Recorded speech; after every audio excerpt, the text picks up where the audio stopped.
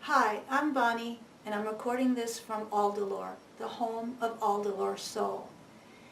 When Sugata Mitra first coined the term soul, he meant it as self-organized learning environment.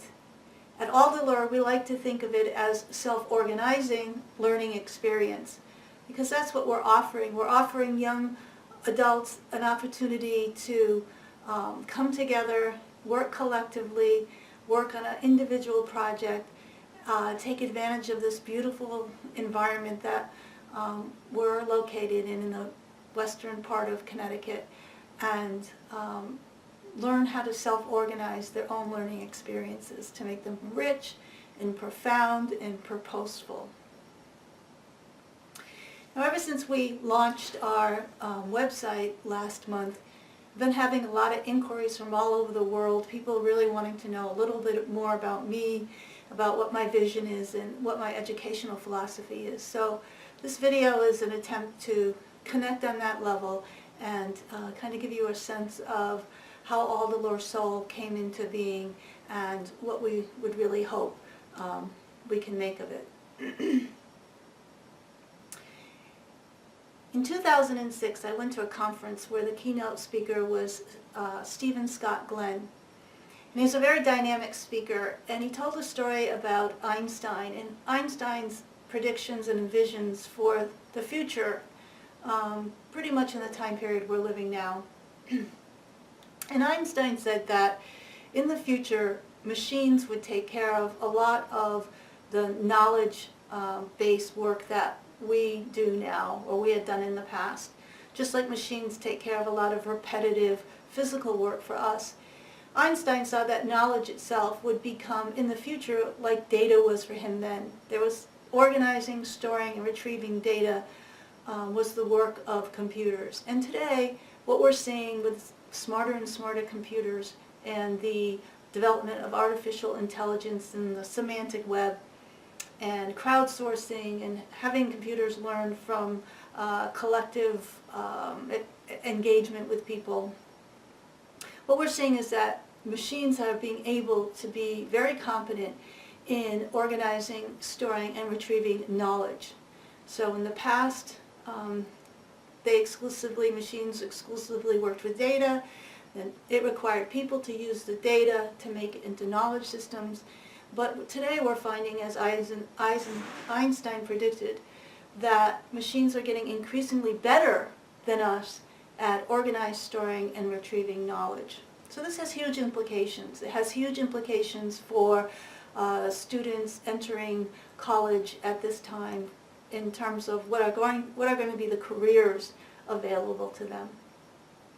So the implication that means for me today is that our responsibilities as adults and educators is to support the development of skills in young adults that machines can't do. That our responsibility is to cultivate new capacities, perhaps in many instances, in human development that are beyond the range of technology at this moment. And then everything moves along. So that was one of the first really important signposts for me back in 2006. In 2006, in that same keynote speech, Stephen Glenn said that Einstein was very fascinated with the rate of knowledge throughout recent history. In that in the past, for example, my parents' parents, knowledge doubled so slowly that the only responsibility parents and teachers had was to reproduce the knowledge that they had been given and make sure that that was adequately passed on to their children.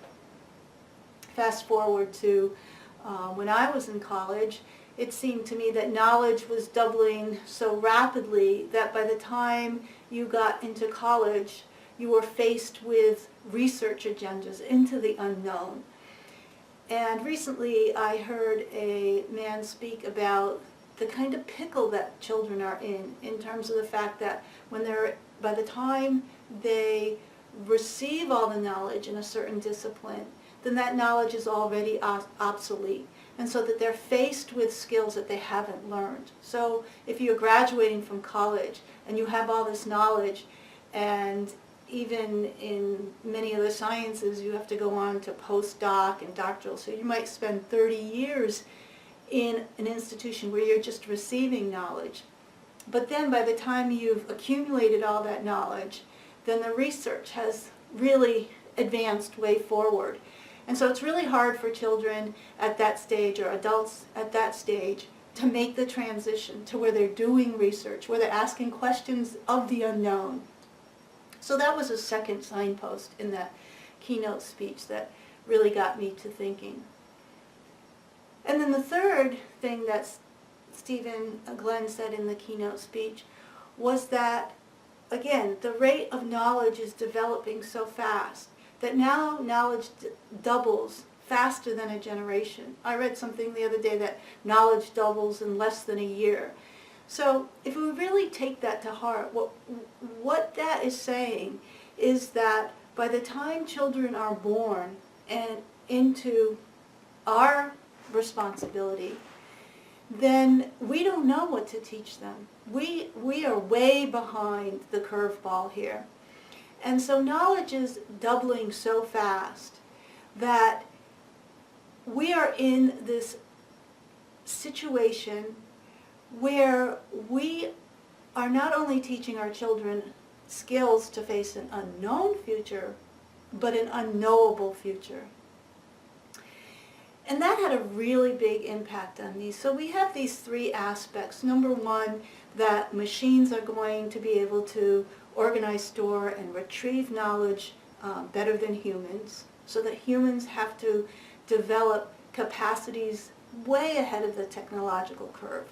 Number two, that research requires so much received knowledge that by the time you actually internalize all those knowledge, you, number one, are way behind the curve, and number two, don't have the skills for doing action inquiry into the unknown, for innovation and invention.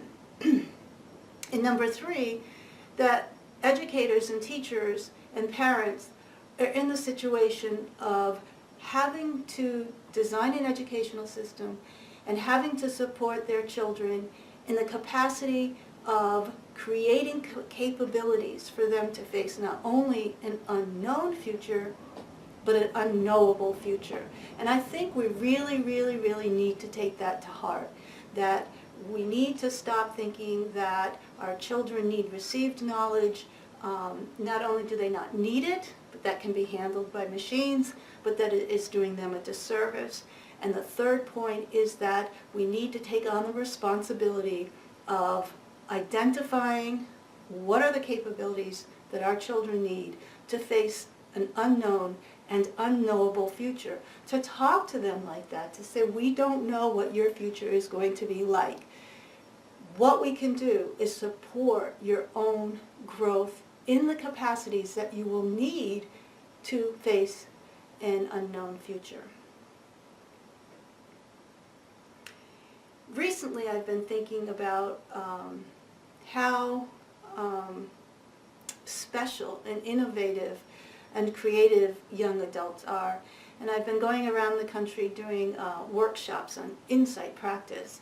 And inevitably, when there are intergenerational people in my workshop, it is very clear that young adults, I would say 35 and younger, have a completely different mindset, a completely different understanding of change in the world, how change happens, the kinds of process methodologies that are important to them. And I'm not sure that this is schooled in them. I think that this is an evolutionary leap, and I'll tell you why. My research has shown me that one of the most significant changes or significant situations we are dealing with today in terms of this educational and intergenerational aspect of our situation is that children are now born into a world that's so technologically advanced that this makes a huge difference in how they come to think about reality. So, for example, I grew up in a school system before there were personal computers. I've seen the development of personal computers over time. I've learned from the beginning, both in business and in school. And I've seen how the web has changed over the last 10 years. So for me, this has the internet is a kind of a relative or a contingent aspect of reality. I remember what it was like before. But for children who are now thrown into the world, a digital world, the world of digital technology and the internet and collective intelligence, this is not a contingent aspect of their world. This is the real world. And so that creates a situation where the world feedbacks to them in a much different way than it did to us. And this creates actual evolutionary leap in the cognitive architecture of our children. So this is another situation that I think as educators we have to take to heart, and we have to design education now for children that in a certain sense, in the context that they're born, are actually smarter than us. That they have insights into this world that we do not have, simply by the fact of this thrownness, this thrown into a world that is different than the world we experienced as children. So I like to tell children that they are penguins, and it's a little story I wanted to share with you. There's this great documentary called March of the Penguins. You probably have seen it, and most people remember the part of the story where the penguins take the long march deep into the Antarctic, and they pair up, and the female lays an egg, and then the egg gets passed to the male, and the females make the long march to the sea to feed. And then in the early spring, the females make the long march back. The chicks are born. They find their mate, they exchange their chick, and the males make the long march to the sea because they're starving. So most people remember this story for the profound challenges of parenthood and the responsibilities. So, but for me, the most surprising and the thing that stuck with me the most was at the point then that the mothers are now feeding their chicks just from the storage of food that they had been eating when they were in the sea. And the chicks are growing, and the mothers are starting to starve to death. So then at a certain point, they make the long march to the sea back to feed. And the interesting thing is the chicks wait. They're all the same generation, they're all cousins, and they wait, and they wait, and they wait. And what they don't know is no one's coming back for them. So this is extraordinary, because in the movie you see the chicks are getting hungry and restless, and they all kind of like congregate and move around nervously. And then all of a sudden there's this kind of like self-organizing scene happening, and the natural born leaders start to get together in little groups, and it's like a congress, and they kind of like talk to each other, and it really looks like they're making decisions, and the whole colony kind of self-organizes as if they're the central meaning of this generation. And then that at some point some inner knowing kicks in, and then that little congress starts to lead, and they make the march to the sea. And at each point where there's challenges, there may be fissures or water holes or some dangers, then that little congress gets together, like trying kind of collectively making a decision, and they move forward until they get to the sea. And this is a generation that has never made the march. It's all from an inner knowing, led by natural-born leaders. They get to the sea, they've never seen the sea before, and in the last scenes of the movie, the same kind of initiation happens where the Congress starts to look into the water and they get to like cackling to each other, and then finally someone dives, and then the next one, and then the next one, and that becomes a generation that lives together. So I like to think of the generations that are born today as penguins. Because of this rapid advance of both technology and knowledge building, in a sense, they are born left alone. They are born to self-organize. They are in a situation where they have to find each other, find their natural-born leaders, self-organize, and move into an unknown future from some kind of deep inner knowing that we as educators, teachers, and parents need to learn how to cultivate for them and how to support the cultivation of that. So that is what, for me, over the last 12 years or so, has been a progressive research, inquiry, and understanding into what do we need to be as educators, adults, and parents to really support children into transforming their own future. And I think this is an essential responsibility that we have at this time in history. So now what I want to do is try to give you a little idea of some of the ways that we have organized this first summer soul experience in order to address some of that larger vision. And I have this little diagram I made this morning, which I hope you can see.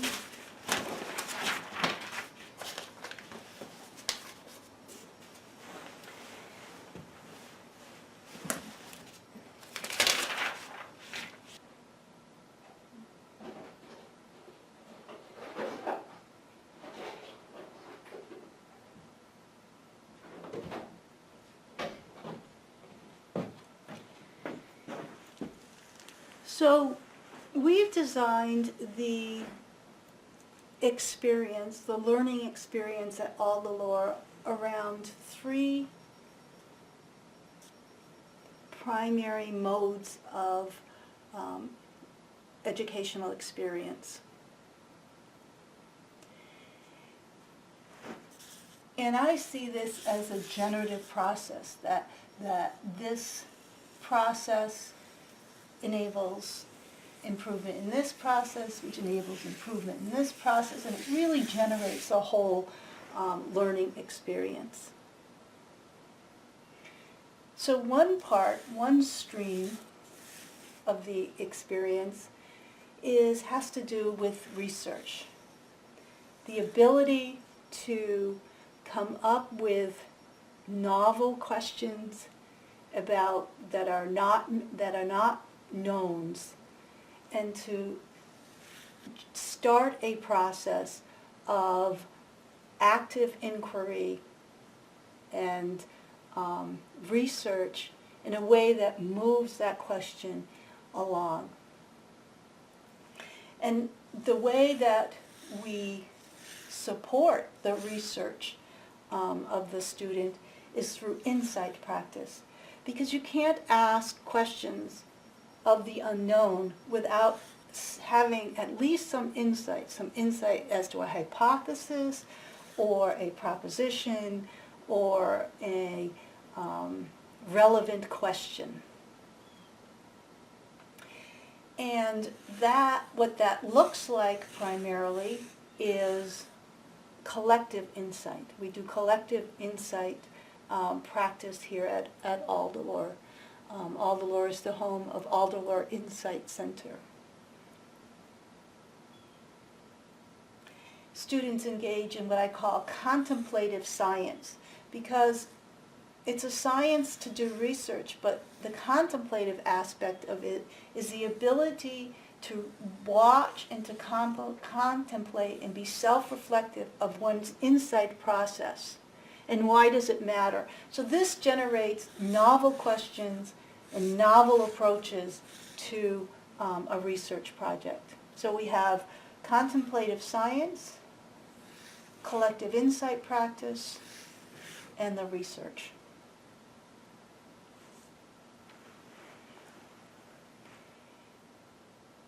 The other process stream is a project stream. So in order to do the research, it needs to be designed into a project. So a project could be a multimedia project, it could be an interview project, it could be a research, traditional academic research project, working through the internet. It could be a building project, an actual physical project to answer some questions, an experimental setup. So we have a project stream. Now the project stream, one of the skills that you need to cultivate to support a project stream is embodied leadership. Because with a project, you have to start to access and gather resources. And you're not going to do that by just having contemplative insight. You need some embodied leadership. You need to go out in the world and interview people. You need to go out into the world and get resources for your experiment or your built project. And that projects inevitably create a living center or a community of practice. So that this process stream is the project, embodied leadership, and the community. Or the community that you're leading in an embodied way in order to achieve your project. So those are quite academic and scientific and challenging in a cognitive intellectual way. But the third process stream, I think, has gotten increasingly important, and it's something that's traditionally left out of almost all educational design, and that is practice or practical or a practicum. So you can't just do a project, all of a sudden you're going to do it once and it just shows up. Now that's true in institutional situations where the institution will throw resources and support and really do all the leadership. You can give the student the sense, or at least the false sense, that the project is being led by them. But the real way that research projects and action gets done in the world, we know requires a lot of practice.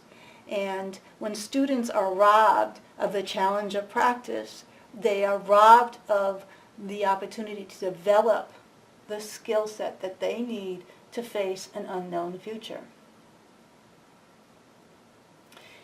So practice, underneath practice I've put eco-awareness, and certainly here at Alderlore we mean ecological awareness, because designing and doing practice in the new world has to do with being ecologically aware, but I also mean it in terms of systems view or ecological systems view, because if you have a systems view of your practice, then it's going to better inform and better generate or engineer or design your project. So the practice is of eco-awareness and how things fit into the system. And to really bring that down into your life skills, so that being ecologically aware of the whole entire system, both human and non-human, as a practice, and making that real right down in terms of your life skills is the practice that makes the project practical.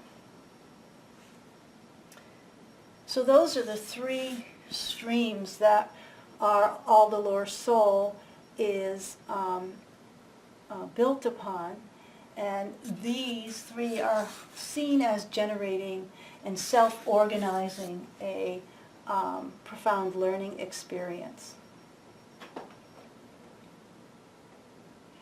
We can look at each one of these three streams in a different way, so that, for example, this stream, contemplative science being the core, which generates insight into the research, I've put as a stream of understanding. So the goal of this is understanding. And the skill or the competency that it intends is clarity of purpose. So you can see how these all work to build more clarity of purpose. And it's the stream of understanding. So what are some of the particulars in this stream?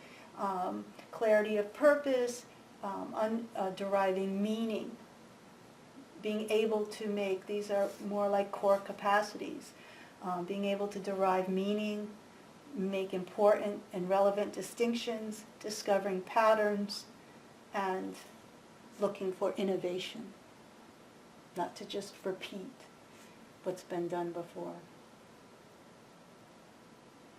In the project stream here, we have at the core the community, which requires the embodied leadership to manifest your project. And I call that the leading stream. To lead, to be like a project manager.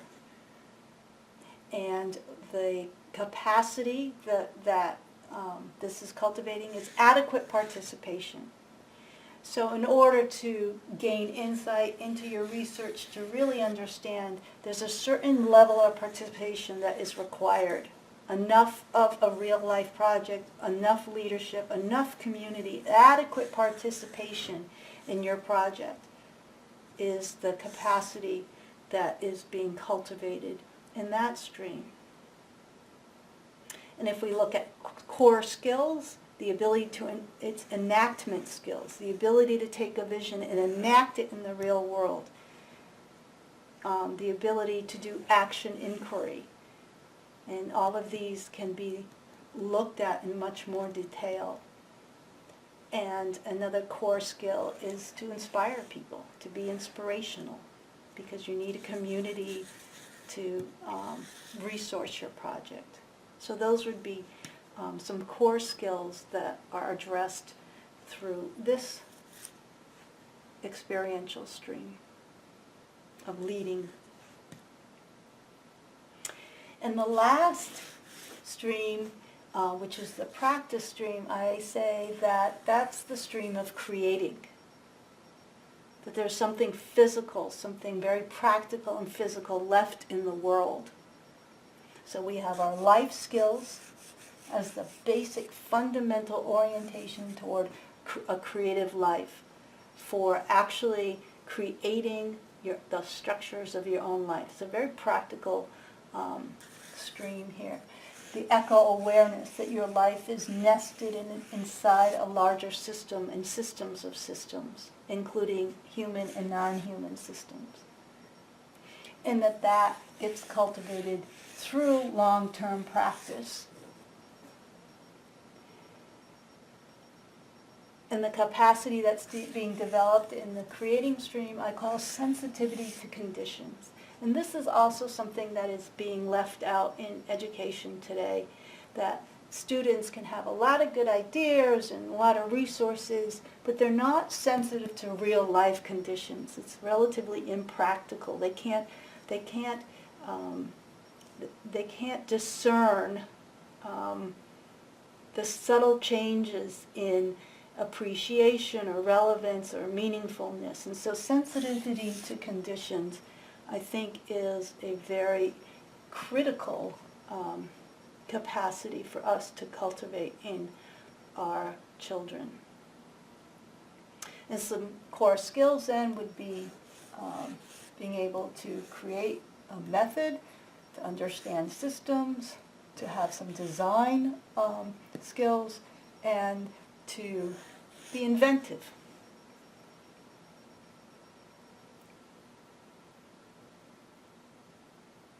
So this is the process streams, generative stream of Alderlore's self-organizing learning experience.